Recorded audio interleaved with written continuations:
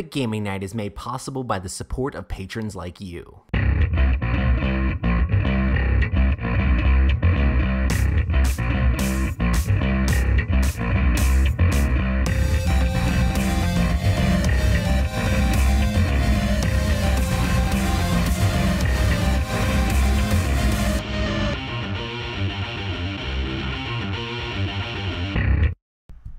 Welcome to the Epic Gaming Night podcast, a podcast about the stories and relationships board games create.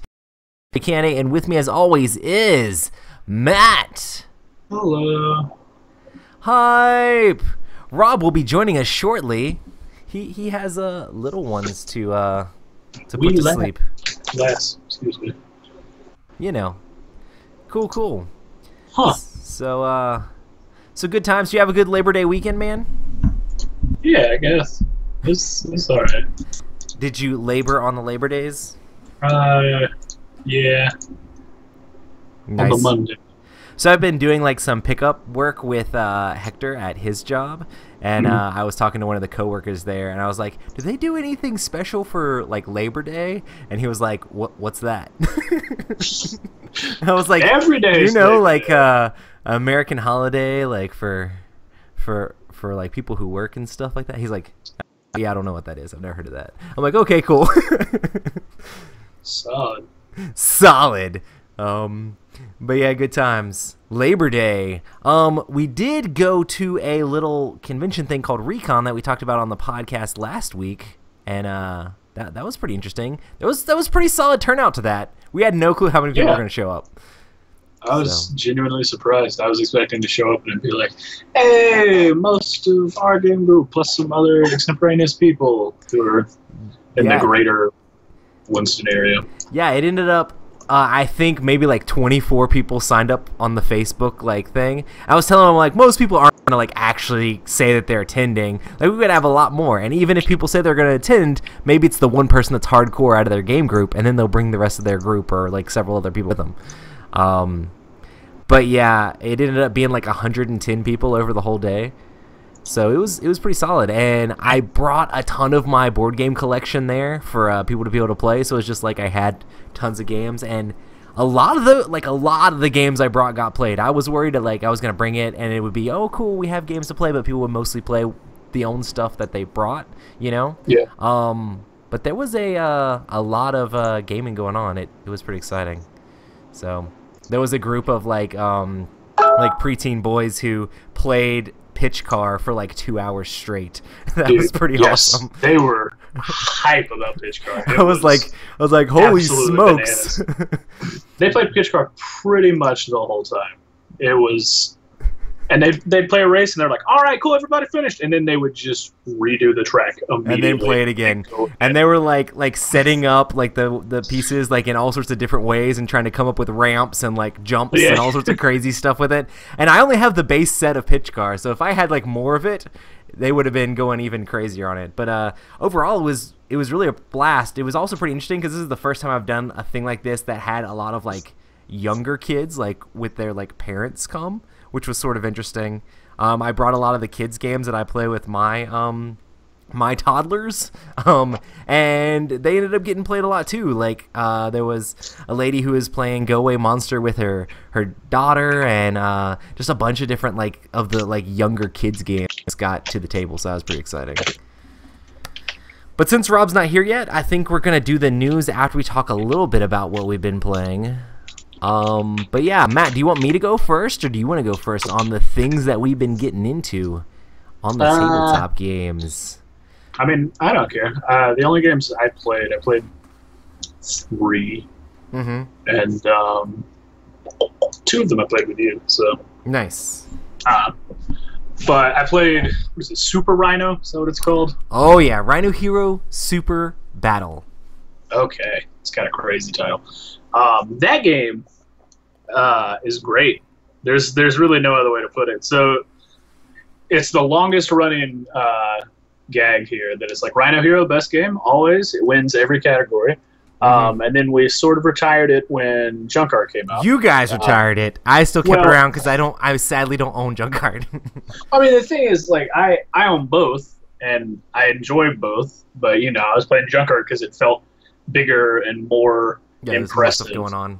Yeah, and then new Rhino Hero, Super Rhino, or Rhino Hero Super Battle is basically better than Junkrat in my opinion. It is really so good, yeah, because it's just like I don't know. Junkrat has a lot of stuff going on, and it's a lot of fun. And they just came out with the plastic version a little while ago that you can get that's cheaper. So I mean, definitely give it a try. But Super Battle it's pretty ridiculous. So good. And it's interesting because a lot of people look at it and they're like, oh man, they took the simple game of Rhino Hero and made it more complex, and now it's all complex. No, it's not any more complex. It's actually probably simpler to teach than regular Rhino Hero, because they took the entire like Uno concept of the game out, so it makes the game simpler to play. Mm-hmm. So Absolutely. It's like literally all you're doing now is like rolling to try to move up the tower, and then just trying to like get as high as you can, but then there's all these battles. And our game that we actually had some epic battles where someone would get knocked down a level and then be in another battle and then got knocked down another level and then get in another battle and then be all the way at the bottom if they lost that. There was a lot of mixing up of that going on. So, and sometimes you get stuck at the very bottom and you just have to hope that the tower is stable enough and then make it terrible when the person who is at the top is there. So hopefully, because if they knock the tower over, because currently with Rhino Hero Super Battle, the new way that you win the game is if you're at the top when the tower falls. Unless you are the one at the top that made the tower fall, then everybody else wins the game. So it's a pretty interesting game, and I really like how you can just build the tower however you want, and it ends up looking gigantic and crazy. Yeah, I mean, it is always crazy. I like the multi-level things, and unlike Junkrat where you're building off a pedestal, this you're building off a pretty large mat, so you can kind of go, okay, well, this is getting a little weird now, so let me start at the ground again. And come back and try to do this and try to stabilize over here and stuff like that. So you end up with some really interesting and crazy looking towers, and some of them are balanced precariously on hopes and dreams. And a lot of times you'll start with like two good. different like competing towers that are building up, and then eventually those towers people will combine those towers into one, and I don't know. It's pretty interesting how it ends up getting made, and it's super simple because literally you're just playing out your cards and drafting and rolling to try to move up, and then playing out another card and drafting another one and rolling to move up. And then the little monkeys you have to hang on the side is pretty cool because it's not like it's anything crazy. It's just another thing that adds difficulty to having to play a floor on the tower. You have to also try to hang this monkey. And it gets really crazy when you have to grab because there's a certain number of monkeys you have, but then after you run out of ones that aren't used in the game, you have to take ones off the lowest part of the tower and put it up higher. And for some reason, a lot of times those monkeys get like stuck in like the middle of tower, and things have been built like all around them, and you're like, how do I even get that out of there? So it's your trusty pair of tweezers. Exactly. You got to do the 2-finger technique. So yeah, we're going to be adding Robert Newman into the call. Switching this thing over. Well, I tried to add him to the call.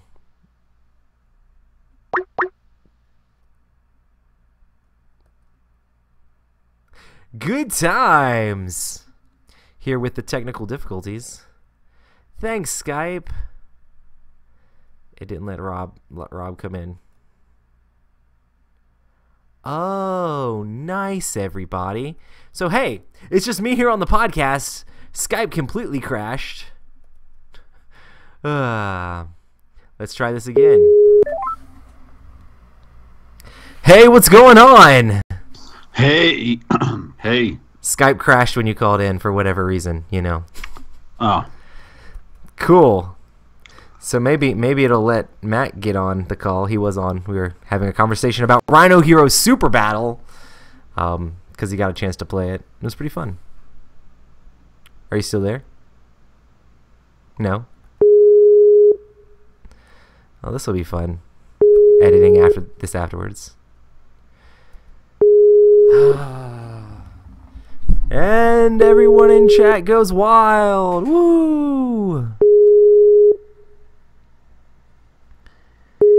I would say if you haven't played Rhino Hero or Rhino Hero Super Battle, I would just straight up skip to Rhino Hero Super Battle, just because the epic towers you can build, they're both very simple to get in. In case you wanted it primarily for being able to travel with, maybe then you would get Rhino Hero, just regular Rhino Hero, because it is in a smaller box. Super Battle is in like a giant box, and the box doesn't necessarily need to be that big. But yeah, cool. We have Rob again.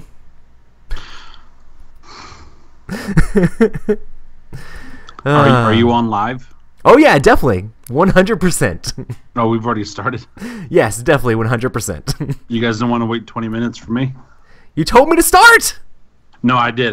It's been an adjustment with the extra kid now and everything, so it's all good. Yeah, I'm sure everything was going super great. Matt's in chat though. We'll just talk to Matt through chat, and it'll be great. Hey Matt, we'll ask a question. You just answer in chat, and no. Oh man, why isn't it letting him? Let me try to add him to the call. I don't know. My Skype was trying to update, and that's what dropped me a second ago, and I quit the update. Nice. Mine wasn't trying to update. It just completely everything got wrecked when you tried to call in. Like last week, I just clicked the button and it let you in. So I don't know what's going on.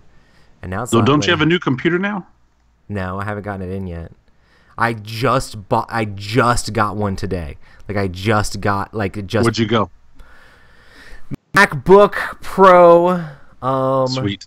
15-inch, 2.8 gigahertz. That's what she said. 500 gigabytes of storage space. Yeah, I ended up getting a really good deal on it compared to. Did it just hang up on Matt?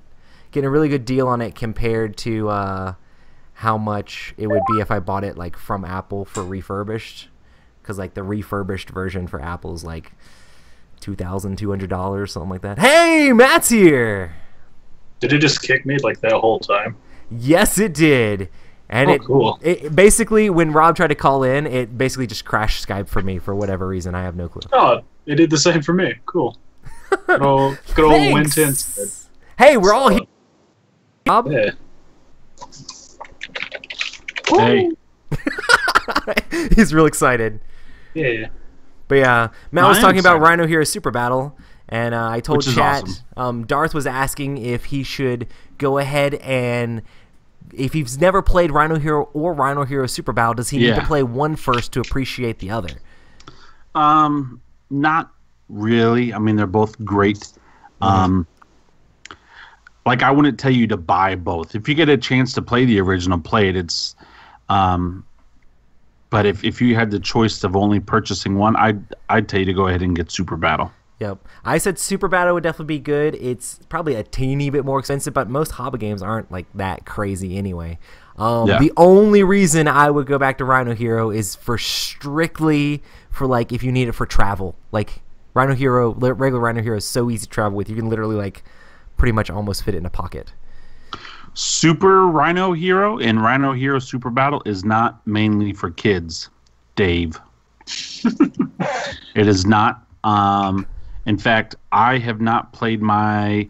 Well, I take that back. I've only played my Rhino Hero copy with kids like twice, and I've played it with adults like 20-plus times. Yeah.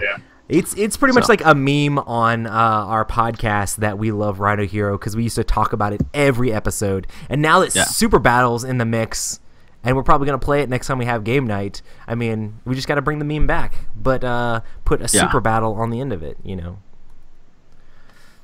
Yeah. Oh man, good stuff. Yeah, awesome. Righteous. I guess I can talk about a game that I played. I got a chance to play Dice Forge. How was that? It was pretty interesting. It's pretty cool. My friend Greg brought his copy, and we ended up playing with his son and daughter, and they'd played the game as a family over and over a bunch of times, so they knew all about like all the different stuff. It was pretty cool. It's literally a game where you have 2 dice, and the dice you can pop the sides off of and change them out, and it feels very much like it's a dice building game that feels along the lines of a deck building game. And one of the interesting things about this game is on your turn, you roll the dice and you get resources. But during the beginning of every single other person's turn, you also roll your dice and get resources. So you're getting resources on everybody's turn, and there's not that much downtime because every single person's turn, at the beginning of their turn, everybody's rolling their dice and everybody's collecting resources. You mainly have gold is the regular resource that the dice mostly starts with a whole bunch of like 1 gold sides on, and the gold is what you use to buy more dice faces with. And then there are solar shards and lunar shards, which you can also collect. And those are what you use to buy your cards that are going to end up giving you glory, aka victory points, to win the game. There's like a theme where you're trying to like challenge the gods or something. It's very like Hercules themed. Like you're a deity or something trying to or like half deity trying to become more powerful sort of thing.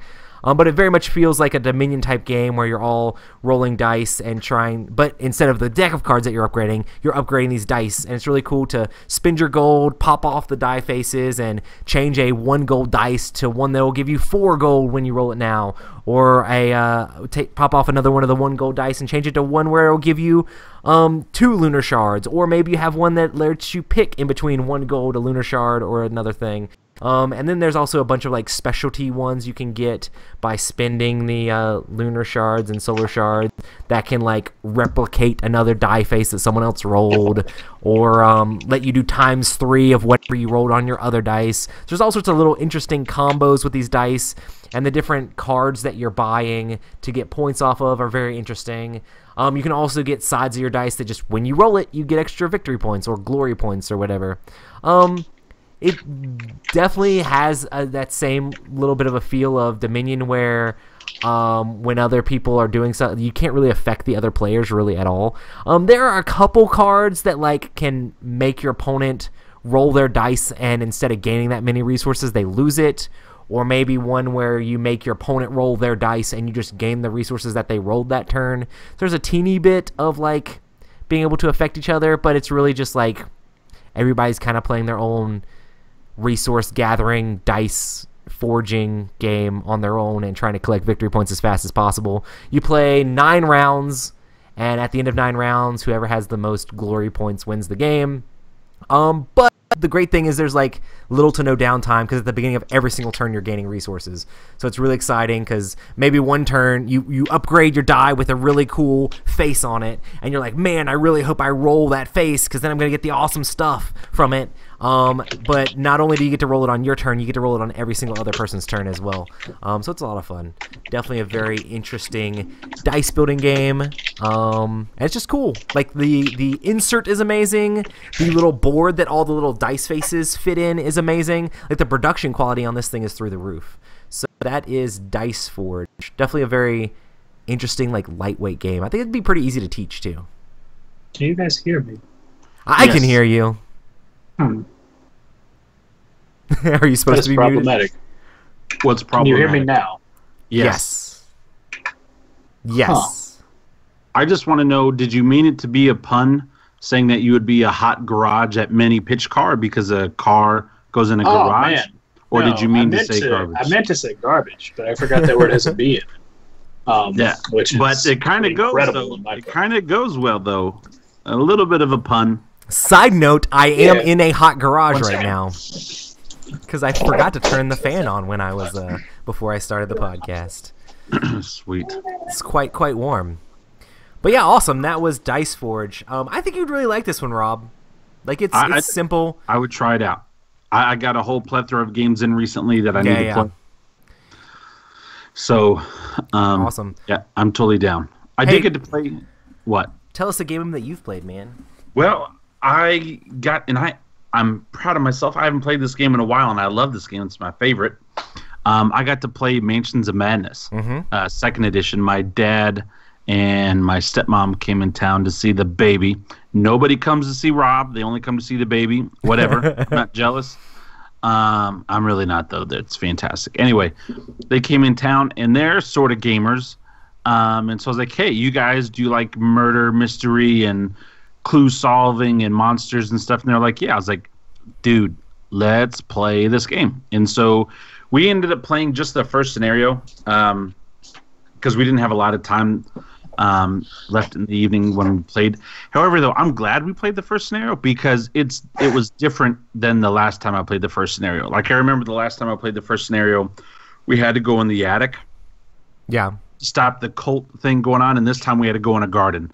And so it just kind of instilled in me how amazing the Mansions of Madness 2nd Edition app is, and how it changed things up. And yet we still had the cultists, but like when last time I played, the kitchen was on the left side, this time it was on the right side, and some of the rooms were backwards. And so I like that, how you can't just memorize how to defeat it. The game changes it up for you. So I still do appreciate that new baby smell. Yes, in fact, I was smelling some baby before I got on the show. But I love it.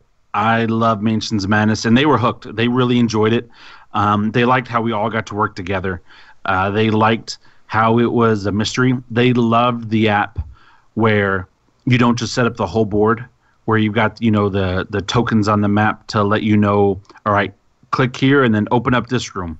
And so that was just a lot of fun. I'm excited to play the new DLC.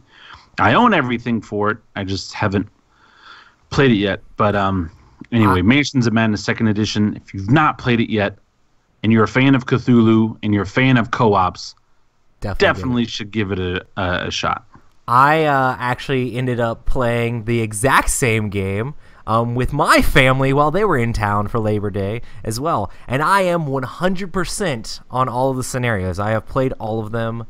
Well, you're just I haven't beaten all of them. I think the one that's the hardest difficulty, I failed. Me and Scotty failed in that one. That one is rough. I need to play that one. What, the new one? No, it's the one that goes with the first edition one. The new one I played and we beat, and it was really fun. When was it? Right before Gen Con, they released a new DLC. It's like something like to do with like reflections or something, like Shattered Reflections or something is the name of the DLC. Yeah.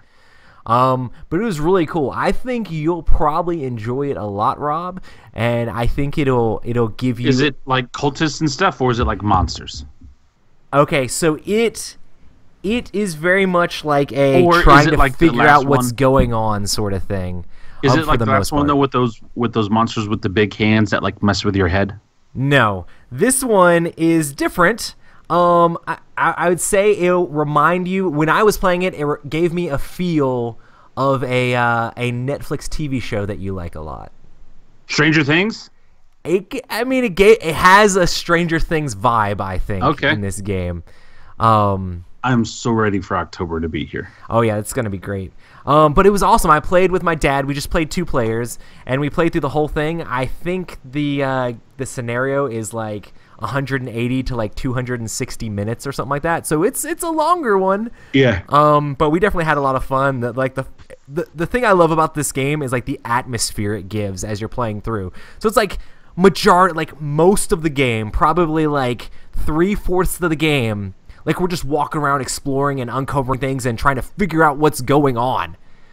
And it was just fun, like just uncovering things that are happening, trying to figure out exactly what's going on and being like, I think this is what's going on. Oh man, cool, this thing, that thing. And like, okay, well, which direction do we need to go next? Okay, now what do we need to do? And just trying to work together and like just the atmosphere that the game gives off, just with the narrative, like just the different things you're reading as you're walking around and exploring these things, is just great for me.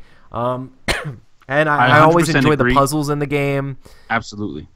And it was funny because I was playing with my dad, and my mom came in and was watching us play for a little bit of it, and she was like asking questions about what's going on, and she was starting to get into it too, watching us trying to like finish off the game at the end and stuff like that. And then it's a good game where like the players you're playing with enjoyed the game when at the end of it they're asking you what the MSRP of the game is and where they can find it, how many expansions I have added in, and like how many scenarios they are. And I'm like, yeah, this and this and this. So my dad might end up looking into picking up his own copy of Mansions of Madness, which is pretty cool. Well, I know he did that after we played Dead of Winter. Right, yeah. It is such like a fun game. Like my dad and my stepmom were doing. Now they weren't asking about MSRP and stuff because I told them up front, because they were asking, "Hey man, how much does a game like this cost?" And I waited for my wife to leave the room to change the diaper, and I was like, "It costs this much money." And then when you add in all these expansions, I didn't say all that, but I was like, the base game is this much. But they enjoyed it, and they were asking questions, and they liked working together. And of course, our little plan, it worked. We won, but it didn't work out the way that we initially intended. Yeah. Because either a fire happened or monsters happened, and somebody had to run because they were low on health and other things. And so it was just a lot of fun. And it is one of those games. I've never played the game with anybody, first edition or second edition. When they got done playing, they were like, eh. Yeah. Every time I've played the game, everyone's like, and I already love the game. It is my absolute favorite game of all time. But every time I played the game, everyone's was like, man, that is a lot of fun. That was really cool. What if we did this next time, or what if we did that? I mean, it really is just a great game. For sure. I'm really stoked for the next expansion that's coming out. I have so much content for this game already, but I'm just still excited for just more scenarios. Oh, I've got everything. It has tons of replayability, but there's nothing quite like the very first time you play a scenario when you're just like, I have no clue at all what's going on, and it's just fun uncovering the stuff. Well, here's the thing. We were either going to play Time Stories, the very first one, which I've not played yet, or we were going to play Mansions of Madness. And the reason why I went with Mansions of Madness is, one, because I love it. And two, I'm 100% down on the rules. Right. Like, I know everything about Mansions. And so I was like, because I even asked them, I was like, hey guys, I have this mystery game where we got to go back in time and fix some stuff. Would you please play it with me? And they were like, yeah. And then I think somehow Cthulhu came up, and I was like, oh my gosh, Mansions of Madness, never mind. Yeah. I've played that first scenario that you've played like literally 10 times at least. Like, I've played it a lot. Yeah.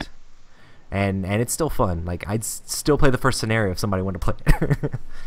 It's just a fun game, man. Awesome. Well, Matt, did you want to bring up any other games that you played? Because I know you played another one that looked really cool. Literally really cool. Yeah, that's just a really solid softball you threw me there. I was played several games of Ice Cool. How was it? Phenomenal. It's really good, man. Like, I bought it, and it's been sitting behind me here, and I've yet to like do anything with it. And I'm just like, I don't know. But that game is great. Like, it's really good. It's a dexterity game, right? Like, you're flicking stuff around. Yep. You have this penguin that's kind of based off like the little Weeble Wobbles from the '80s.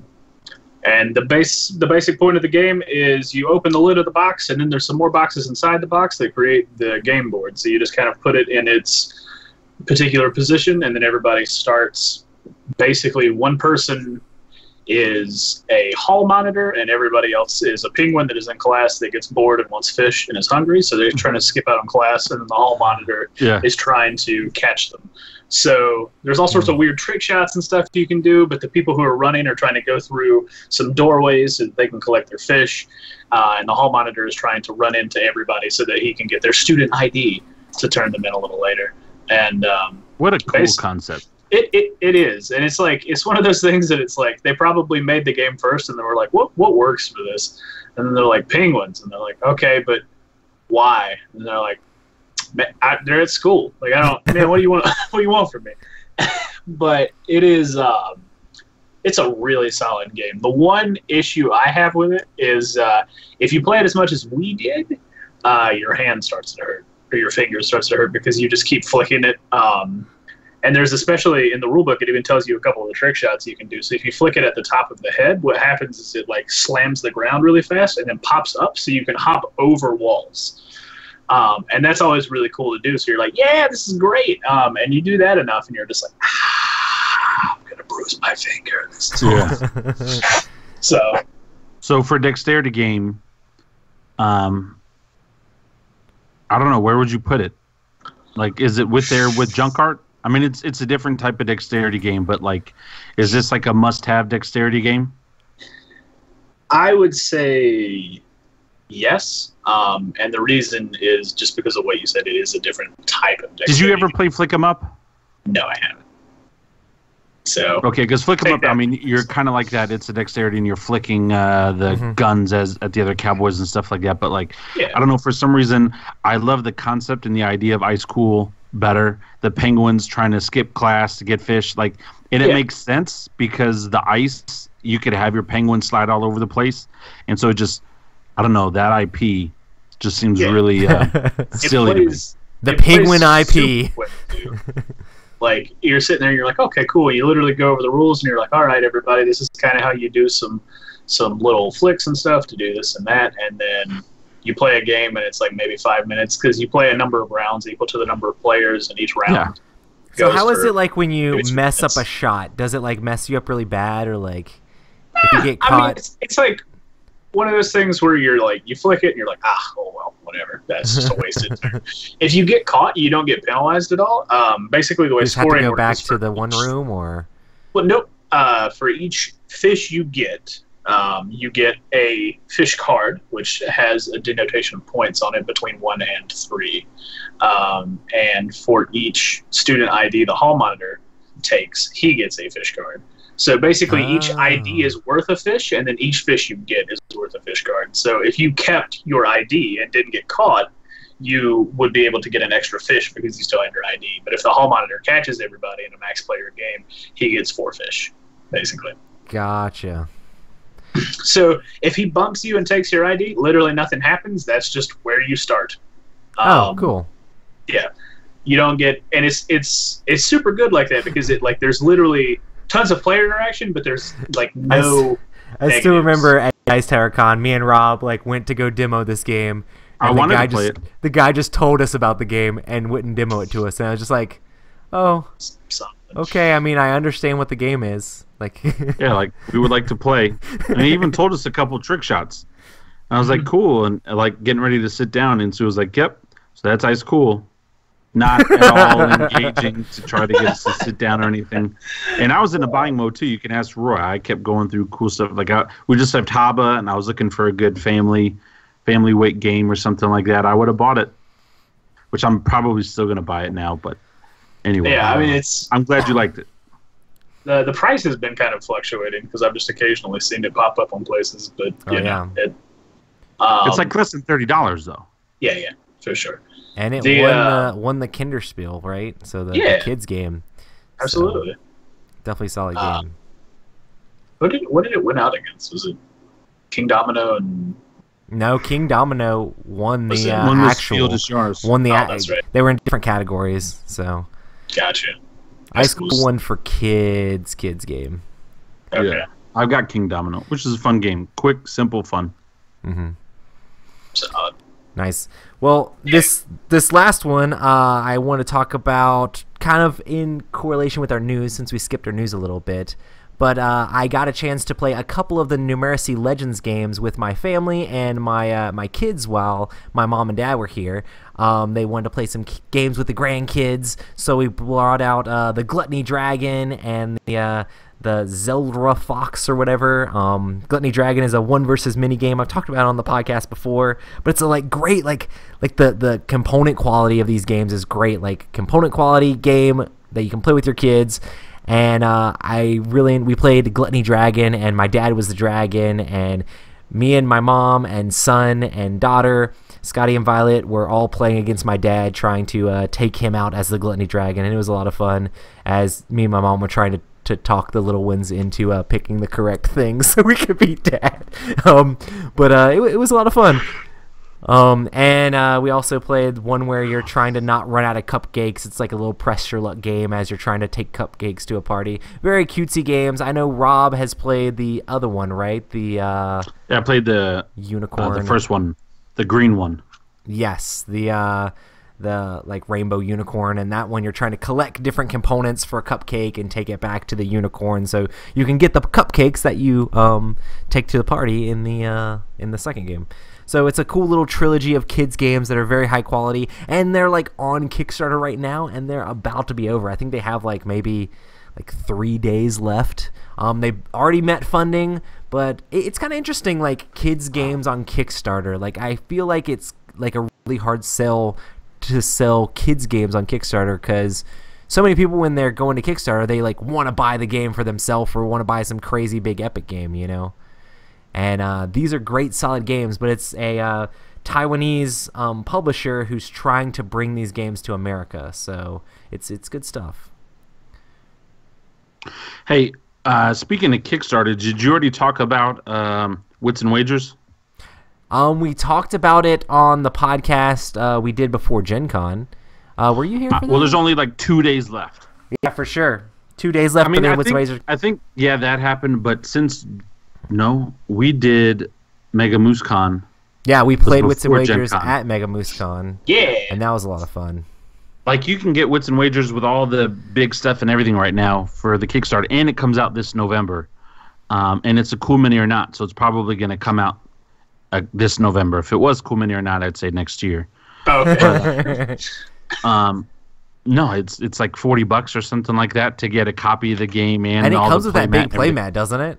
Yeah, or you can get just the big playmat. Like if you don't have a copy, because it says you need Wits and Wagers Party Edition, and so for like $40, you can get the Wits and Wagers Party Edition and the big playmat and all the promos and a bunch of stretch goals. Like they added in like 50 to 100 new questions based on certain things. I'm pretty excited. I'm probably like last minute backing it because it was fun, and it's going to go directly into our segue tonight. Family games. Real quick, spoiler alert, we play a lot of Wits and Wagers. Yeah. Wits and Wagers is just a solid family/party game that works in all sorts of different situations. We played. I'm just going to have to hire Jake to come. Yeah, for real. Dude, it's so good. That's what really made that game for me. It was just like how Jake was leading it.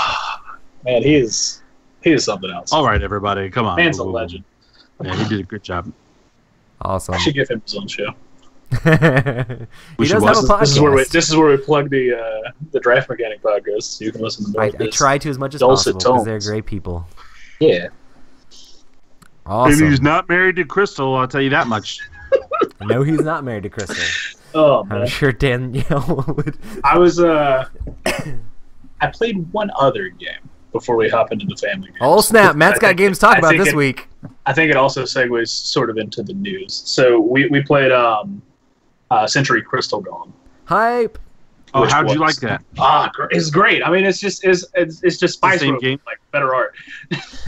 Not that Spice Road has bad art. Spice Road's art's pretty good, but I mean, like I don't know. I don't even think I was playing the game half the time. I was like, look at that guy. He's crazy. Look at this guy. What do you mean you weren't playing the game? You won by like a long shot. I know. I was just picking up cards and then looking at the golems, and it's like, I don't know. The art's very pretty and it's great, and the cubes aren't cubes anymore. You know, they're crystals, and it's a solid game. If you have the opportunity to get your hands on it, definitely do that. And I got a copy. we have our jealous. And we have our Gen Con, buddy. I came home with more games than half the people that went up. I know, and you didn't even go. You weren't I even there. didn't go. Lee is a hero. Hey man, I'll just Western Union you about $1,000. Let's just go. Did I tell you what happened? I don't told Matt. You told me, and I flipped out. So, like, my buddy Lee, like 3 days before Gen Con, is like, hey, man, I don't know if I told you, I'm going to Gen Con this year. I was like, what? He was like, yeah, I got a ticket a while back, and I'm just going to go. I was like, are you serious? He was like, yeah, man. I was like, all right, that's awesome. He's like, you want me to pick you up anything? I was like, well, first of all, I would have loved to have known that you were going. I would have joined you. And he was like, nah, man, it was just last minute work. So he ended up getting me like a bunch of games. When the con's been sold out for 2 months, last minute. Yeah. So anyway, that's my Gen Con story. Solid. Yeah. Yeah, it was awesome. But Until Lee, I met up with Lee and gave me all Rob's games, and everybody's like, "Oh, Roy, what games do you get?" And I'm like, "None. These are all Rob's games that I'm carrying around." Well, for yeah, and him. I'm texting him. I was like, "Hey, man, why don't you meet up with Roy and drop off my games?" And he was like, "I can do that." And I was like, "Sweet." Oh man, so awesome, so awesome. But yeah, Century Crystal Golem. It's our game of the quarter. So if you are a patron, you will be entered into a giveaway Yeah, to potentially get a copy of it, signed by the creator Emerson Matsuuchi. faux show. I got a chance to play it with my mom and dad too. How'd they like it? Yesterday, they actually really enjoyed the game. They thought it was pretty awesome, and they were asking about that game too. They do help out on the Patreon. They're like, so are we eligible to win? I'm like, well, I have to do it live. 100% have to do it live. So if your name does come up, but if not, definitely buy the game because it's a great game. So, Yeah. But We're not big enough to have a clause excluding any family members, affiliates, or employees of Epic Gaming at LLC. Well, they do help out quite a bit more Yeah. than most everybody else. So, so It's good. good times. But yeah, awesome. So I guess we can get into, speaking of playing games with family, we're going to talk about family time games. So so I know most everybody's answer to this stuff already, but it'd just be cool to talk about. Since Rob got a chance to play Mans and Madness with some of his family, and I got to play a bunch of games with my family while they were here, it was just kind of on my mind. So do you guys play any games with your family? Nope. Never? No. No, I'm Would just never like, do family, leave me alone, guys. This is my time. I guess Rob's answering for me today. No, of course I play with family. Has any of your family ever shown any interest in like tabletop stuff at all, Matt? No, they've shown an interest in saying that I'm buying too much stuff. Really? Oh my gosh, isn't that the worst? Isn't that the Yeah. worst? Like, shut up, mind your own business. And I love I your mean- family, but like, shut up. My sister and my brother-in-law do the exact same thing. Hey, Rob, you need another board game? Actually, yes, I do. I'm gonna order 2 more just because you opened your mouth. Just to spite you. Oh man. I've never Right. had anybody like. I guess most of my family's like on board. So Here's the other thing too. The rate that you purchase things versus the rate I purchase things. oh, I guess you're right. So if I were to purchase the way you did, I think it would be okay. But I was literally at one point just like, cool, back like 7 Kickstarters. I just went on Amazon and spent like $300. I don't know why. I'm there with you, Matt. Yeah, and then Living I the haven't- dream. I You're living the haven't- dream. That's what you're I haven't doing. You're living the dream. at least you don't have a spouse to explain it to, because there have been times I purchased stuff on Amazon, and I'm like, how am I going to explain all these boxes that are about to come in my house? But you only pay like $17 for that, right? Yeah, man, check this out. So Captain Sonar? It's sonar, just it's regular sonar. It's the 2.4 player. But it was like It's a what? It's like It's a the new 2 to 4 version. player. It's a small version? Yep. Smaller. Bro, I didn't know about that. Yeah, but I think it like retails for like 40, and it was like at our store like marked down for like 17 and some change, and I was like, hey, done. I don't That's even know what this crazy. game's about. Did they have Person's- more of them? I think they still have one. I'll be there tomorrow. Look at her. I know that I will. But I do have to go. I do have to go to Greensboro. Greensboro High Point. That's like the same place, right? Not I even mean, it's a close. triangle. It's like, okay. Out anyway. Yeah. Awesome, man. But yeah, so they is it just that they're like completely opposed to it, that you've never like tried to be like, hey, do you want to mess with this, or they're No. just not even into that stuff? I see my family so infrequently. Oh, gotcha. Like my sister literally came over just a moment ago because her dryer is broken, and so she's using mine. And that's the first time I've seen her in almost a month. Gotcha. Yeah. And anytime my mom shows up, she's just like, hello. And I'm like, hi. And she's like, there's more stuff on the porch. And I'm like, yes. And she's like, okie dokie. And I'm like, okay. And that's basically it. We do a lot of like cooking and stuff. So that's That's where awesome. our family. Just gotta get a baking game. Just Yeah. bring everybody in. My family is sort of that way. I mean, they like games, but they like party or card games. Like we grew up playing Rummy and Canasta and all that kind of stuff. And so when I say games, they think we're gonna play spades or hearts, right? Yeah. And then when they see my boxes, they're like, how many card games can you fit in one box? Like, why do you need all these boxes? You bust out the minis, and they're like, oh. They're like, why? Oh. Yeah. So, Oh, speaking of having to sneak stuff by, what happened when Massive Darkness showed up? Because that had to be a lot of boxes. okay, first of all, the box weighs like 21 pounds. And my wife was home, and I was like, look, babe, listen, I ordered this a long time ago. And I even showed her, I think I showed her, like, when I ordered it, I was like, don't be mad. But I was like, look at all this amazing things that came with it because I did the Kickstarter. And I was like, don't worry about it. Just I love you, and I just need to take a picture of it real quick. And it is pretty epic. It is pretty epic. Yeah, bro. Oh my gosh, I got a lot of stuff. I didn't get everything for Massive Darkness, but I got a lot. Like I've been looking at other people's photos because there's a whole Facebook page for Massive Darkness. Oh really? And I'm like, awesome. Man, I'm up there in like the top 10%. I think so far of people that have already gotten a copy. No, I'm saying of like who've gotten how much everything. they spent. I just think a lot of people just did the basic pledge, which is what the sane person should have done. Yeah. Well, with this one, oh no, this one wasn't like this. They started that at Green Horde. But like normally if you get the basic pledge, a lot of the other stuff you can still isn't necessarily exclusive, right? Yeah. But I know with Green Horde there was a lot of exclusives stuff. Like added into all the add-ons, which they're like taking your wallet and just like wringing it out like that. It's rough. Green Horde was expensive. Green Horde and Massive Darkness and freaking Ice and Fire. Man.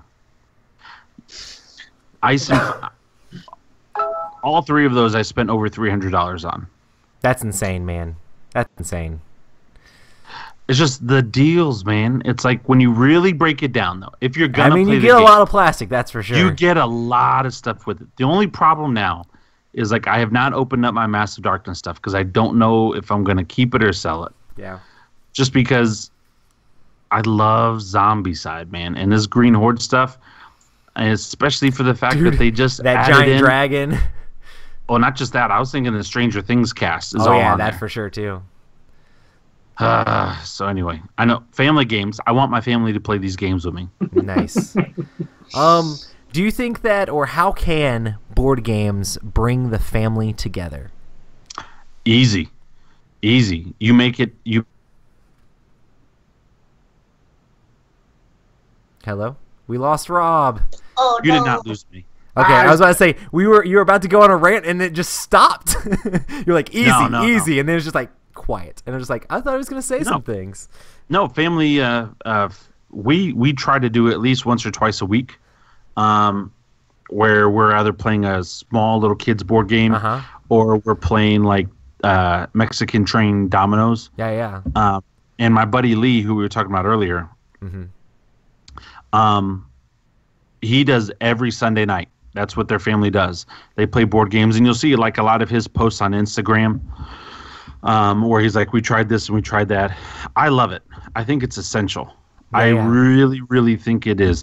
And it's not a movie. It's not anything else. It's something where they're interacting with each other. I think that's so crucial because everyone is becoming so reliant on technology, and this is a time to put down the iPad, put down the tablet or the phone or whatever, and just like play a game and hang out. I'm very excited for that. I think that's one of the things that's really interesting is like family time these days. It ends up so much like people sitting around on different furniture staring at their phones, and you're not actually like talking to each other that family much. Family time is you're all sitting on the couch not talking to each other, but you're in the same room with each other. And you're talking to people on the internet or looking up a thing on the internet or watching a video on the internet or whatever. We're so connected there, it's hard to disconnect from that a lot of times to be able to spend time with each other. And it's definitely it's interesting to be like when you actually get that moment where it's like, okay, let's sit down, let's do this thing together, and you can create moments and memories and stuff.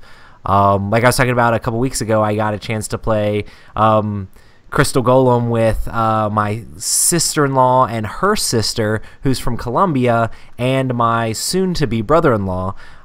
He's about to marry my wife's sister. Anyway, family. But I got to play with all the in-laws, and it was a lot of fun, especially since my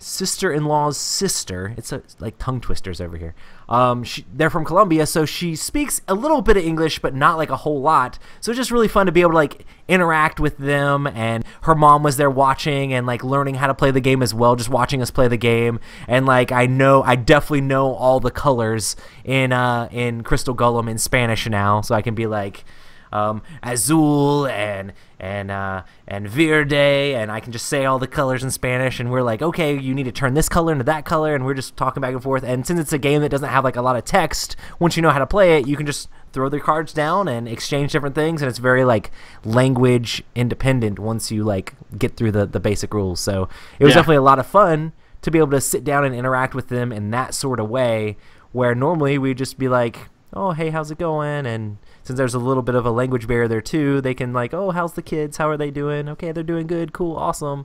It was fun to actually get a thing that like I'm sure they'll remember having come and played that game when they came to visit. So a lot of fun. A lot of fun. Bro, real quick, Matt, if it was a baby dragon, I would flip out. It's just like a mini. It's just a set of eggs. It was like, yeah. For anybody who's not in chat, I don't know what's going on. Oh yeah. No, but I agree with you 100%, and not to like repeat or whatever, but like my daughter and my wife, like we all love it when we sit down and play games together. Mm-hmm. Like we have a good time, and I'm trying to make it a regular thing where like life is busy. In my business, I run a lot of my business from electronic items, and so I get it. I'm on my phone or on the computer working on paperwork or working deals, but like the ability to disconnect and be around people that I care about and just like have fun, it's to me it's priceless, in a way. And so like even if it's not family, like I love playing with Roy and with Matt and with Hector and AJ and Ryan. Like every time, especially when we get the whole group together, man, every single time AJ walks in the room, just because to me he's like that unicorn. I don't get to see him that often. I'm just like, oh, there's AJ. I have a blast, man. And so it's something that I think a lot of people should do. Yeah. It helps just build relationships in like a unique way. It's like, I mean, if they're just like a coworker or a friend or whatever, it's one thing. But like when you actually get to sit down and game together, you create these interesting experiences together that you kind of have like a common bond through playing these things. So I don't know. It's kind of interesting. Do you ever do gaming at family gatherings? Yes. Matt? No, I'm just kidding. I don't have family gatherings. Lucky. No, I'm just kidding. I take that back. But like we do on the holidays, but it's mostly just like, oh, hey, how you been? All right, here, eat food till you feel like you're going to vomit. Nice. Yeah. I'm always like, hey, eat food till you feel like you're going to vomit. I'll help clean off the table. Let's throw something on here. And people are like, okay. And whoever wants to play a game can play it. Whoever doesn't have to. But, like I brought a bunch of board games to when we went to the beach, and ended up getting to play some Rhino Hero with my wife's like younger cousin, and he got to play it with the kids and stuff. They played some kids games. Then I got to play some of the exit games with my in-laws, and it's just interesting to be able to play different games. We've had like when we went to visit my wife's grandma, and her aunt and stuff were there. We ended up playing Deception Murder in Hong Kong. So I always bring like several different games that are just interesting that I feel like might work in a family situation in a weird way, or just games that my wife likes, and try to see if we can get them to the table and see if anybody's interested in trying out something that maybe they haven't tried before. I tell you what's a fun family game, Matt, and it's not even a family game, but a really good party game. You probably played it. Have you ever played Catchphrase? Mm-hmm. Bro. Nope. Bro, Catchphrase, it's kind of like hot potato, but you got to like guess a word and then pass it off to the next team and go back and forth. And one person, you've got like this little disc, and on the disc it's got a word on there, and you're trying to get your team to guess the word, right? Yeah. Bro, played Catchphrase with my grandma, who's now passed on. She was 102 when she passed. She lived an awesome life. Side note, if you reach triple digits, in my book, you can legally do whatever you want. Kill whoever, do whatever. I mean, you're triple digits. Anyway, she was like 96 or 97 at the time, and we're sitting there playing Catchphrase, and we're all yelling and just being silly and goofy. And my whole family, when I went to go visit my family in upstate New York. Yeah. So I got cousins and family around. We're having a blast, right? There's like 20 of us playing Catchphrase. That's awesome. So my grandma's in there, and she's like, what are you guys screaming about? What is this thing that's going on? And still a native New Yorker, up into the 90s, so she's like cussing at us like shut up, like what the bop bop bop. And we're like, Grandma, you should come play this game. So she's playing catchphrase with us. Well, it finally gets passed around to her turn. All right. And so her word, well, she keeps going, bleh, bleh. She keeps making like all these noises like she's throwing up, like she's sick. And so we're like, oh, sick, puke, throw up, nausea, all this stuff. And the buzzer goes off and nobody gets it. And so she starts cussing at us. She's like, why didn't you guys get this, baby? It was blast off. And we're thinking, how are you going to say blast off from puke? And I will tell you this, my family, and she was 96, she died at 102. Yeah, this was 6 or 7 plus years ago. We still talk about that every time we get together. You remember that one time Grandma was trying to say blast off, but she was just doing puke sounds every single time we all get together. Every time somebody brings out the game. Oh, you remember? Just one of those awesome family fun, just crazy nights. And it creates interesting experiences together, you know? Absolutely. So another great game is like Telestrations. For some reason, that's always been crazy and great fun. So awesome. Yeah, Telestrations is crazy. That game the is only crazy. thing about Telestration is you're limited on people. What were you about to say? You play that with the crazy ants and things like that, and then just weird stuff happens. Did I show you the last time we played Telestrations, what we came up with? I think you would send something out. I remember some crazy stuff going on. Okay. I put it on Instagram, but man, that was... It started out with the Vatican. That was the word. Oh, no. We were doing Choose Your Own, and it was pretty solid. Ryan drew a very interesting Vatican that kind of looked like a school and a dude in a conical hat. And then Hector took that to mean the Klan. Oh, no. And so I drew a very accurate representation of the Klan member. And then Danny, being the savior and great gentleman he is, turned it around and said it was a ghost. Nice. I was like, man, this game, so good. So good. Sometimes things that happen in Telestrations can't even be repeated. No, but Telestrations is the best to play, especially with people that can't draw. Don't play with good artists. The worse you are at drawing, the better that game is. Yes. So true. Oh man. I'm in here trying to like bust out like CAD drawings of like 3-dimensional, like isometric views. And, I feel like I haven't played a game of Telestrations without like crying in laughter. Like it's just every single time there's just that one where it's just like, how did this happen? Where did we go wrong? I always hope to get that card that's like an actual like phrase, but it's like a commonly used phrase, and that's instead of like, oh, draw an apple. You know, you got to be like rabbit out of a hat, and you're like, okay, and then people are like, magic. And then it just ends up somewhere like way away. And you're like, yes, this is what it's about right now. Actually, I take that back. You don't want everybody that can't draw. You want to strategically place people that can draw really well and then people that can't side by side. So when you start off and you get that really nice, well done picture, and then the next person tries to draw whatever it was, and that's exactly what Matt said. It goes completely the opposite. That's awesome. Such a fun game. Have you ever been shocked by a game that your family really enjoyed that you didn't know if they would actually like? Yes. Do you have any? Junkheart. Oh yeah. Junkheart. Did not expect my family, everyone to like jump on board and love it. In fact, my sister, who's not a big gamer, after that weekend we played Junkheart, bought Junkheart and bought Animal Upon Animal for my niece and nephew, and bought a couple other like little kid games. But they still play Junkheart a lot. And so, yeah, Junkheart, fun, quick, simple dexterity game. And I thought they would like it because my brother-in-law is a contractor. And I was like, all right, man, so you get to build stuff on this. It's quick, it's fast, it's fun. And, yeah, they love it. That's awesome. Yeah, I think my bird-flavored ice cream cone? Sorry. He's talking about so good Telestrations again. I had one where somebody had like Safari or something like that, and I drew like a guy in a Safari Jeep with like animals around him, and he had like a goatee. And so like my brother-in-law wrote Jesus in a Safari Jeep with animals. And so my wife literally drew Jesus in a Safari Jeep with animals. Like, and the animals were in the Jeep with Jesus. It was amazing. It's the modern version of Noah's Ark. Exactly. Yeah. Jesus in a Jeep. Jesus cruising. went around with a Land Rover and picked up all the.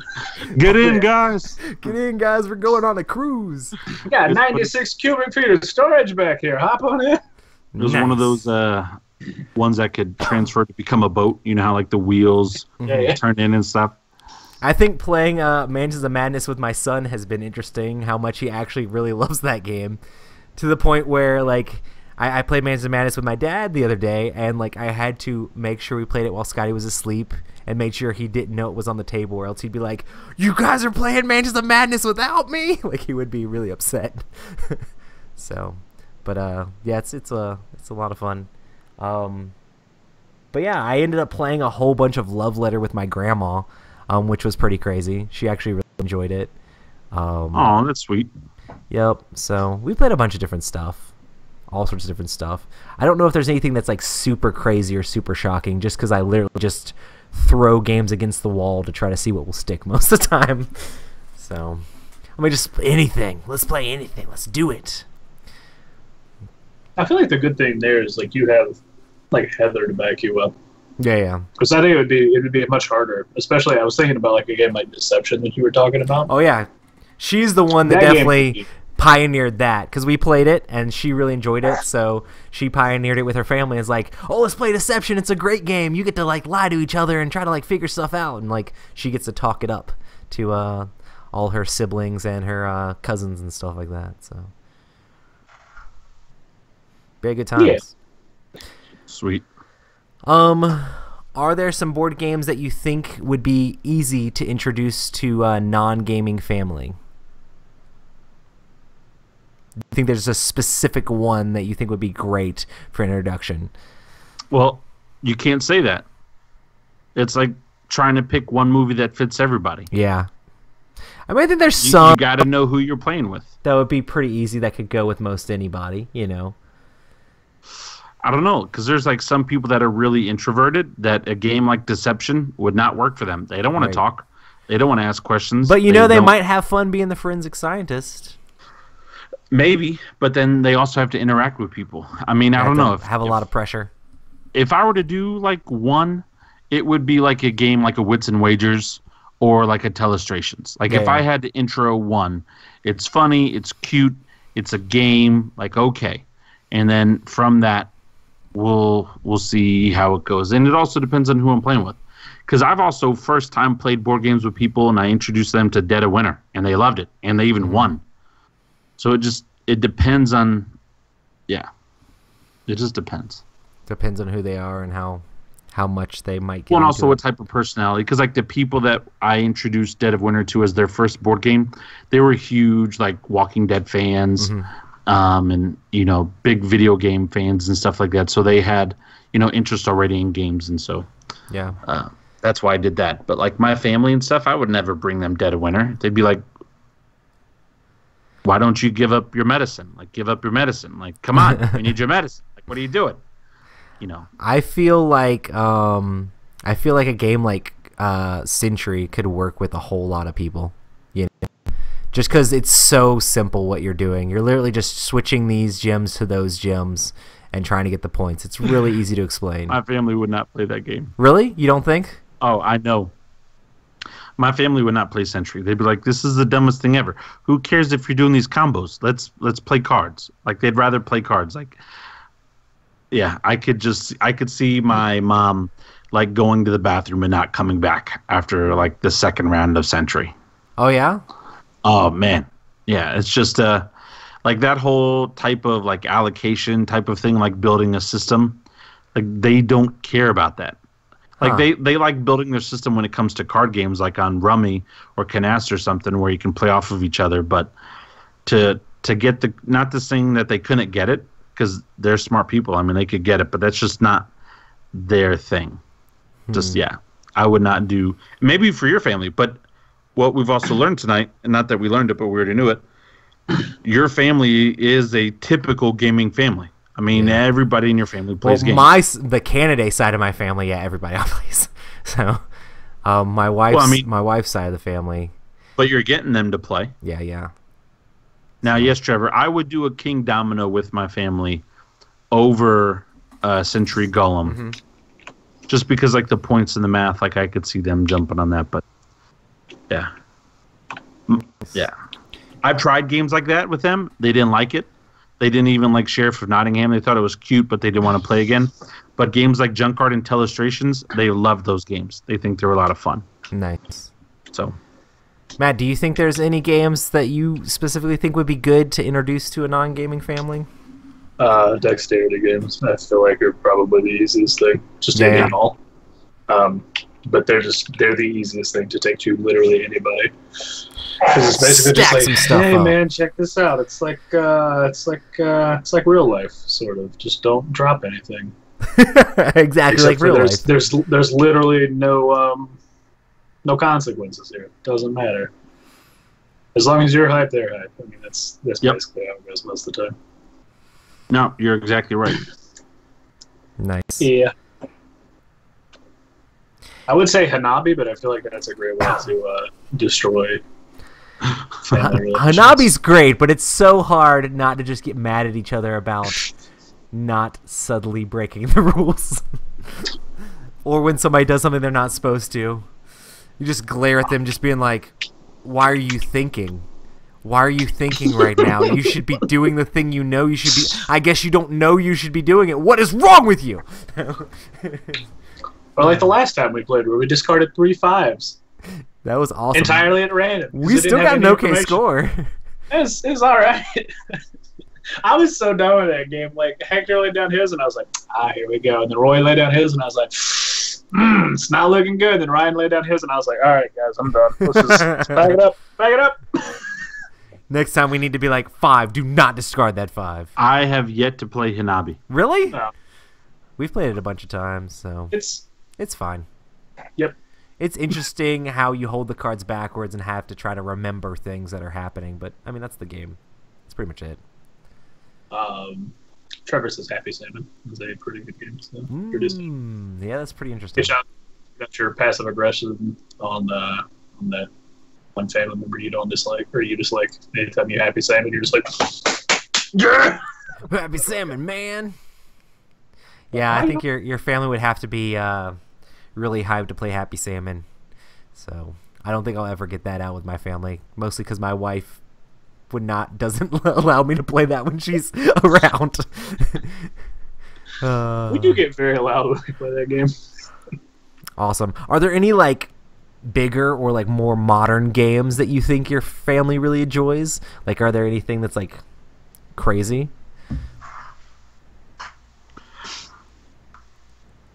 It depends on which family I'm playing with. Like, I just played Mansions of Madness with my dad, and he liked it. I don't know. We'll see. Nice. Oh, I did play Downforce with my family also. That was pretty fun. Man, I want to play that again. The more and more I see stuff on it, the more I'm thinking that was a fun game. It was funner than I gave it credit for. I know. So you got all the restoration games. Hype! Thanks, Justin. You're the best. So, but did you tell have you played that yet, Matt? I have. Have you played it yet, Matt? No. You did? He did not. I thought your yep sounded like your nope sounded like it yep. got played a couple times at Recon. Like people just grabbed it and played it because it's just an easy game to look through the rules and be like, okay, I understand how this works.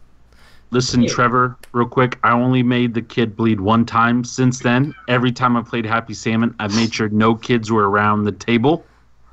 Didn't you throw one though? That was playing spoons, and that was before I moved to North Carolina and knew better. And I would still do that in spoons. Spoons? You've never played spoons? No. It's like a game. Is it like where you have to grab spoons? Are you sure? Because playing spoons to me is like an instrument. Or a thing you do in the bed. No, bro. You're playing cards, and you're trying to get a certain card, and there's like X amount of spoons in the middle. It's almost like musical chairs, but with cards and spoons. And you don't want to be the last one, because then that means you don't have a spoon, and that means you're out. So you don't want to be the little spoon. And then once the last person, or once somebody gets the thing, they can secretly try to grab a spoon, or they can go crazy for it. And we had people go crazy for it, and it slid in front of me, and then I kicked it away from me, and I pushed down a kid. I kicked it into the kitchen, and I pushed down a child so I could get the last spoon. And I was like, "Ha!" And it's kind of like Jungle Speed. Oh boy. Where things happen and then you have to grab the totem or whatever. But you apologize later. If you're playing Happy Santa with me and you're playing spoons with me, I'm going to apologize later. Not during the game. I won't. I'll still push you. I don't care. Like Ambi said, you play spoons with the spoons in a different room, and then it becomes even more violent. Yes. Nice. Never heard of this game before. Bro. This is very interesting. It's hardcore. Hardcore. Are there any games that you can't wait to play with your little ones when they get older, Matt? Yeah. I definitely think that all of this nothing beside me will really enjoy literally anything. Hey, the future has already been determined. What are you going to play with your kids, Matt? All the kids you're going to have. What are you going to have, like 18 probably? No. No. Matt will probably have like 2. Jesus. 2 or 3. Yeah. 2's a solid number. I would thoroughly enjoy like little twin girls because I've known some twin girls and they're always like very nice, and they're sort of like self-sufficient. Like they're their own pod that I'm like, I don't have to worry about messing this up They too develop much their because own they got language. each other. It's great. They don't it's need fine. you anymore. Yeah. As long as they're not the twins from The Shining, I did okay. That's what I was thinking, like some creepy horror movie twins. Whereas if it's just individual children's, it's just there's it's Is it just weird a minefield. that I can't right? imagine Disruption. Matt's kids not having a beard? Like, we just be twin girls with beards. Like, that's all I can I'll see. find dwarven children. It'll be great. It'll be solid. They'll all have battle axes. The beards run they'd strong. rock it. And, They'd rock it hard. They enjoy look good. meat. yep. Start feeding them mead right out of the bottle, like right when they're young. Mead of bottle in one hand, and then just a huge chunk of cheese in the other hand, with Or like their a little giant baby turkey beards. leg of No, meat. we're not doing No, cheese. I cheese. don't want them to be my size. They can be normal sized humans. It'll be all right. Normal I'll be size like, humans. Bro, you gotta give them maybe make it like light cheese or something. I don't know. I was like, I'll give them cheese, but You I'm got to like, work guys, on check their out all this other percentage of stuff. cheese when they're young to try to get it up to the, what was it, like 89% or something? Bro, you know what's really good? Have you ever had that hard salami that they wrap cheese in hard salami? Nope.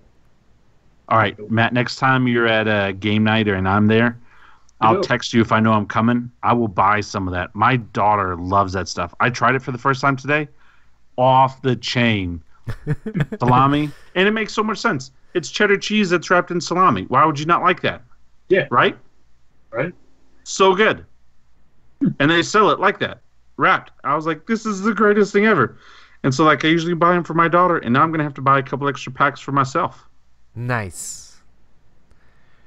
So awesome. good. What about you, Rob? Are there any games that you can't wait to play with your Oh, all of daughters when them. they get older? I'm excited to play all of them. I mean, they really. My daughter, we play Dancing Eggs a lot. Actually, we were playing Dancing Eggs earlier today. So I'm excited just to play all of them.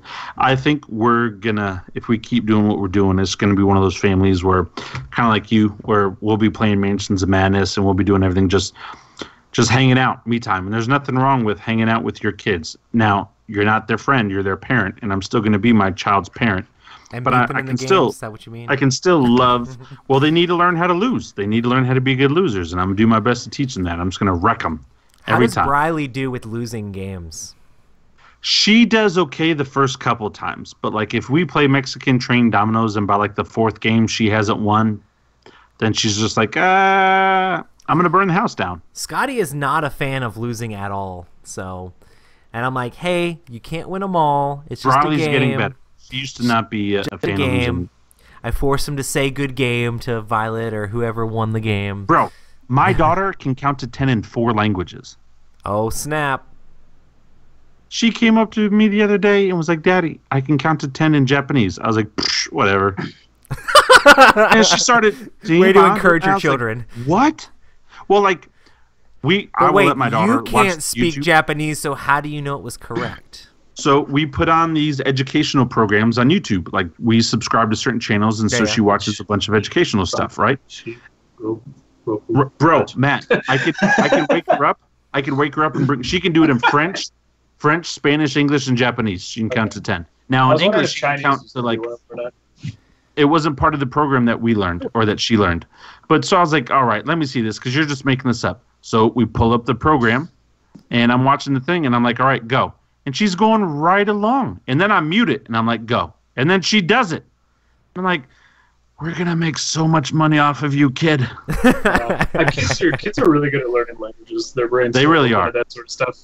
Yeah. Well, it's easier to teach secondary languages alongside because instead of learning based off a first language, they learn off of like visual information. So it's just like, oh, that's a ball. Ball is ball in English, but ball is also this and whatever else. Right. Well, it's funny because she wanted me to teach her some Spanish tonight, and so I was asking her like different stuff. She's like, Dad, what's good and what's this and what's that? And so that's one thing, Matt, that'll blow your mind. And I know this is a podcast about board gamings, but like when you can actually see a person learning, right? Like I spoke Spanish with my daughter earlier tonight, and she would like say it back, and it's almost like I could see it download in her head, and like she could comprehend it. It was just like, it's like such an amazing experience. Like, yeah, man, you just learned that. I hope you don't learn all the crazy crap I say. Just keep learning the good stuff. Exactly. Yeah. That's a feeling I actually know. I try to teach the majority of my coworkers math on a day-to-day basis. Math. Simple addition. It's, oh boy.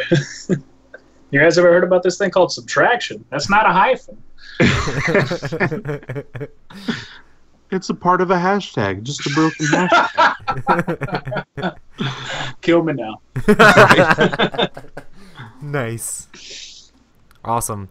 But yeah, I'm definitely excited to play a bunch of games with my kids. They already want to play more above their current like capability, but it'll be fun. It'll be fun to play. Oh yeah, as they go along. So as their attention span gets a little bit longer. So good times. But yeah, I skipped down. Was that it? Almost. Is there a game that you have that you can't wait to play with your or try to play with your family? Is there a specific one you think would fit? I'm gonna try to play as much Crystal Golem as possible before we give it to the patron, but I'm gonna keep it in very good condition. It makes me really sad that we have to give it away because I got a copy. Hey, Rob's got a copy. Solid. I know, but I want a copy. It's not just like it's one of those games that I don't care if both you and Roy own it. I'm like, I want to own it. Yeah. But I just gave Matt a nice play mat for the other version. Yeah, man. He probably would have dropped it off if I hadn't. Bro, speaking of playmats, did you see my freaking Instagram post? With Gray Fox Games? You got everything for it? That's awesome. I did not expect to get everything. That's awesome. I got the Champions of Midgard expansion in today, Matt. Oh, yeah. He sent me the whole Kickstarter. Oh, wow. I got the mat. I got all this stuff. I was like, this is amazing. Gray Fox Games, everybody. Check them out. Champions of Midgard. Such a great company. Such a great game. By far, my favorite Euro ever. But, man, what cool people. Nice. But, yeah, is there any games that you want to try out with your family, Rob, that you haven't yet? I think I kind of already answered that question. It's like all of them. Just any of them. Well, like there's nothing. You know what? There is something in particular I do want to try out, but it's not out yet. I want to try that new Plaid Hat game with the Nightmares, Mr. Nightmare, and the teddy bears and stuff. Like that just looks Stuffed really Fables. Cool. The only thing that worries me about that game is like I don't want it to freak out my daughter. I don't think it will. Like it's really not like scary. It's pretty interesting because you play on the map and you just run around and do the dice and stuff like that. And I mean the miniatures are pretty crazy, but it's not like I don't think it's scary. Like it's made to be able to play with your kids, but he's also put like moral lessons in the thing, and I didn't get to the part where you see that sort of stuff. But like, you make different choices as you go along the different paths, and depending on the choices you make, you go to different pages in this book. So it's like this giant choose your own adventure thing, and not every single page is a combat. Sometimes it's like a weird puzzle or some sort of like different like activity thing you have to do to get through that page. I'm like super stoked for that. Man, it looks so good. Like, it takes the whole like Mice and Mystics playing with your kids from a dungeon crawl to this giant like storytelling crazy epic game. It looks really awesome. It's like almost like a kid's version, and maybe a little bit more gamey, but a kid's version of Tales of the Arabian Nights. I mean, there's a lot more game than Tales of the Arabian Nights, and I mean, you'll have a primer story that you read in between each thing, but you can go to different spots on the map, and then you'll have to read like extra things too. You'll go to like different like action spots to like read extra things, which is pretty interesting. I'm excited for that. The actions in this game is all based off dice, and you like pull dice out of a bag, and the different colors of dice count as different kinds of actions. And there's also wild dice you can pull out of the bag that can be used for any type of action. So there's ones that are for attack, ones that are for movement, ones that are for like different types of things. You pull it out, it's pretty awesome. And you can level up your character and stuff like that too with getting buttons and stuff like that to be able to use abilities. It's pretty awesome. But I love it. Good times. Yeah, I'm definitely excited for that one too. Like, I'm gonna have to get that one, because I feel like by the time that comes out, I can probably get it and just like immediately put it on the table with my kids, you know, because it's gonna come out like the beginning of next year. So, Stuffed Fables from Jerry Hawthorne. Super excited about that. It's beginning of next year or middle? It's supposed to be they said like fourth quarter Q1, I think, or first quarter of next year, 2018. So that'd be like February, maybe January, February, March, depending on. Yeah, it's going to be $60, and you can pre-order it right now. That's sweet. And those miniatures, man. Awesome, guys. Crossfire. Freaking Crossfire. Come on. They don't. It's so annoying. Did you see my review? My review went up for Crossfire 2 days ago. Bro, you know what's been going on in my life? Babies. Not sleeping and more babies. And work. People are like, oh, you had a baby? Okay, can you show me this paperwork? Blah, blah, blah. I had people texting me the day my daughter was born. I'm sure. Oh, man. Sorry. What? I was texting you being like, hey, man, congratulations. Everybody was hyped about the babies. Awesome, man. Well, I guess we can close this thing up. We stream these at Tuesday night, 9 p.m. Eastern Time at youtube.com/Epic Gaming Night. We do want to say thank you so much to our amazing patrons for all of their support and allowing us to do what we do on the podcast. And we do have our Patron of the Week. Are you prepared, Rob? Do you have one in you? We'll do, Rob. Sorry, I'm in and out prepping for Hurricane Irma. Hey, speaking of Hurricane Irma, everybody listening to this, be careful. Don't be stupid. Yeah, if it's safer for you to get out, get out. Don't try to be that guy who's sticking around. Yeah. Do what you got to do. We do a lot of stuff with the Dice Tower crew, and they are literally right on the edge of Florida. They're in like Homestead, which is right above. And if you have a collection like them and need us to hold it for you, send it to us. I'm so sure that's exactly what they should be thinking about right now, Rob. We will eventually get it back to you when we meet you at a future con. It's going to have to be a local con, though, because the shipping is going to be ridiculous. Oh, man. So, Patron of the Week. You guys ready for this Patron of the Week? I'm ready for this Patron of this week. This Patron of this week is... But what if I take care of my board games? Sorry. I'm getting distracted by the chat. Listen, you know who's not distracted? You know who can't get distracted? Because this person's a freaking champion. Person's a freaking warrior. I'm talking none other than Michael, the man, the president, the CEO of life, Hall. Michael Hall. Everybody, if you know Michael Hall, you just won 1,000 points. I don't even care what you're doing. You need to walk up to your boss, smack him in the face, and says, that's how Michael says hello. That's who Michael Hall is. And not only is he hardcore and extreme like that, but his last name is Hall because he builds a hallway to your heart. He's soft. Oh. He's smooth. He's genuine. He's got that new baby hair smell mixed in with the wood mahogany cologne. He's got everything going on for him. And he'll smack you in the face. And when he's done smacking you, you're going to say, thank you, Michael. That's how great Michael Hall is. He's a beast. He doesn't need to apologize because he doesn't do anything wrong. There's only 3 things in life that he doesn't know. He knows absolutely everything else. Don't ask him about those 3 things because he doesn't know them. But anything else that he tells you, if he tells you it, that's the right answer. If he says 1 + 2 is 9, it's 9 now. They literally just changed it. It's now 9. That's Michael. He has that ability. Michael Hall, we appreciate you. We thank you so much for putting up with us. I can't believe you put up with us, and yet you do, and you are amazing for that, my friend. And I hope you have an amazing day because you make my day better. I'm tired. I've been yawning. I've been hurting. I've been pinching myself to stay awake.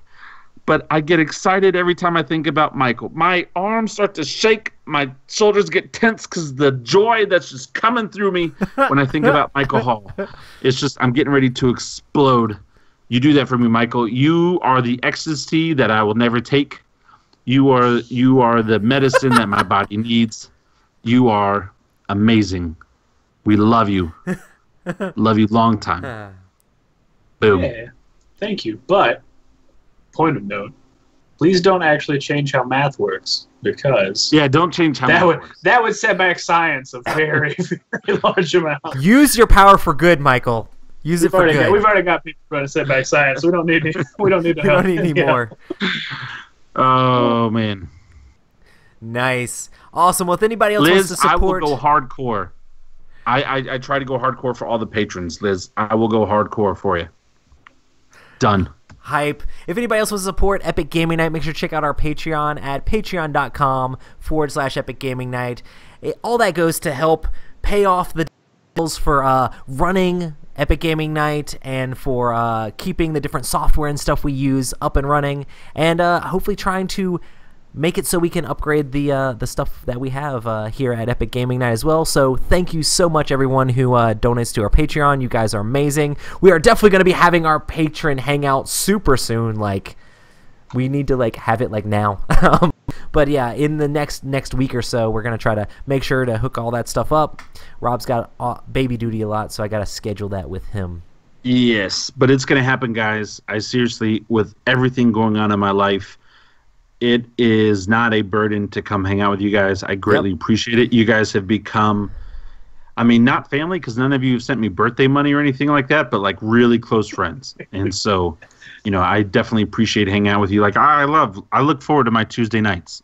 I do. And so, yeah, it means the world to me that you guys do this. And so I get to look at Matt's beautiful face. Hype. Awesome. Well, make sure to check us out on Twitter and Instagram at Epic Gaming Night as well. We're always posting different things that we're doing in board gaming. And also make sure to hit up our reviews and different things on the Dice Tower YouTube channel. Just had my review for Crossfire go up, and then my Gen Con vlog is going to go up. And me and Rob, hopefully soon, are going to record another Roy versus Rob video, which I'm excited about. And we're going to get our Century Crystal Golem video done hopefully Friday. Bro, Friday, I want to guys? do Maybe Friday? Roy versus Rob, Empire, or the beginning of the Empire, the new Star Wars Rebellion expansion. Oh, yeah, that would be amazing. I need to get that. That would be another good one. Great. Yeah. You guys got a cosplay. Got a cosplay? Yeah, man.